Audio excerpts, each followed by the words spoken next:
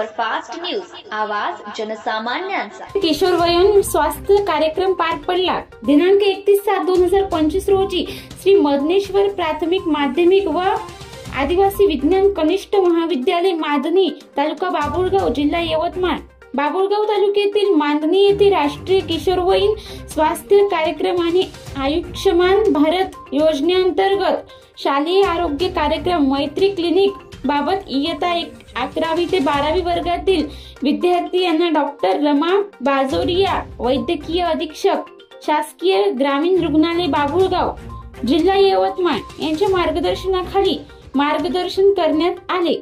तसेच वैयक्तिक स्वच्छता, मानसिक आरोग्य, शारीरिक आरोग्य, भावनिक सकस आहार, स्ट्रेस, डिप्रेशन, हात धुण्याच्या पद्धती इत्यादी बाबत मार्गदर्शन करण्यात आले। तसेच या कार्यक्रमास उपस्थित श्री एम.आर. पुंडकर, मुख्याध्यापक सर आणि सर्व शिक्षक वृंद यांनी सहकार्य केले आहे।